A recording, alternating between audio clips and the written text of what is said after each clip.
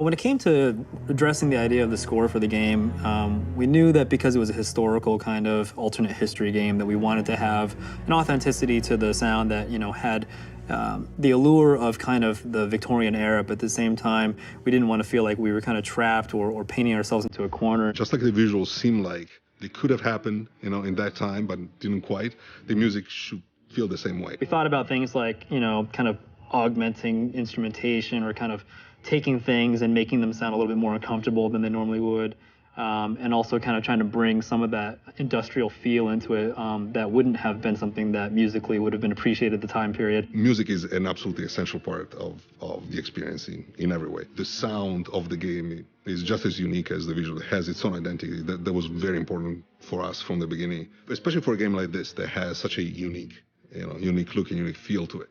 Yeah, you need to find someone that can not only understand, the cinematic part, but the game part as well. For me, inspiration from music comes really easy with games. One of the things that I love to do is visit the developer before I start writing any music. That means that I can immerse myself in the world that they've already been in for at least a year. So there's concept art and playthroughs, meeting the people. There was no lack of inspiration from the team at all.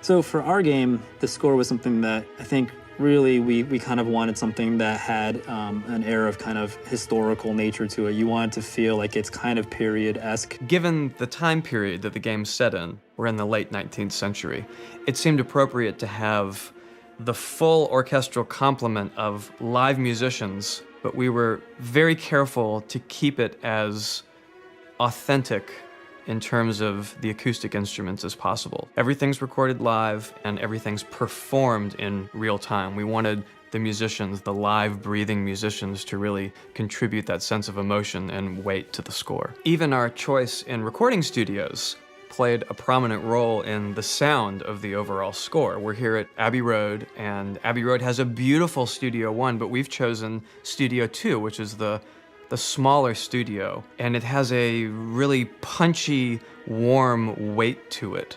This is a big game, and it needed a musical score that matched the scope and the scale of the visuals and of the vision. If I had to choose one word to describe the music for the Order, it would probably be weight.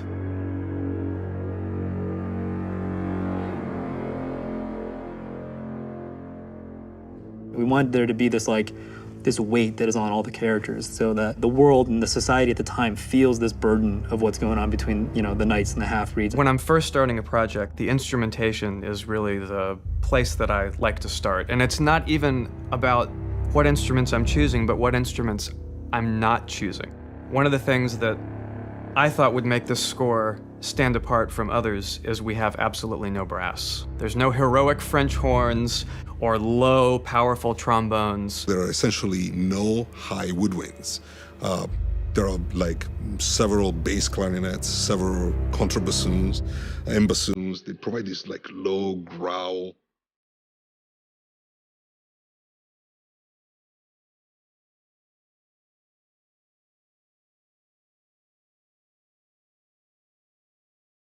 And another big aspect of it is the voices.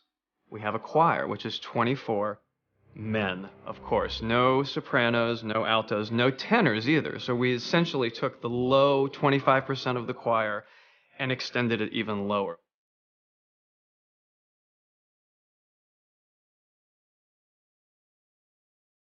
We really kind of take it down. We get very, very kind of low, bassy voices and stuff like that make it creepy.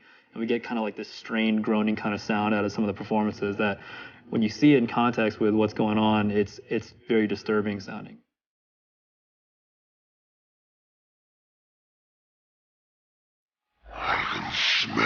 The biggest challenge, I think, as a game composer, is to come up with a sound for the game that is specific and unique to that franchise. That was something I really wanted to do for The Order, where you could hear 10 seconds of music and you could say, that's from The Order, and it doesn't sound like any other game. Not just the thematic material, but just the orchestral colors that were chosen are very particular and very unique. Just hearing that theme, you know what that hero's experience, what the character's experiencing, and where the game is taking you. To get a really well-crafted sound with all the elements that we're talking about, whether it's the score, or the ambient sound from the environment, or the weapons, or people, the idea of everything having its own space.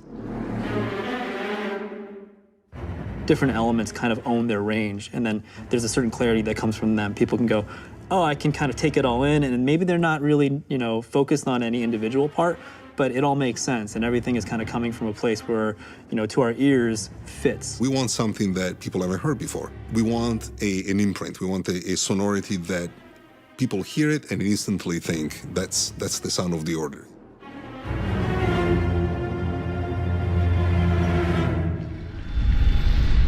This is for the players.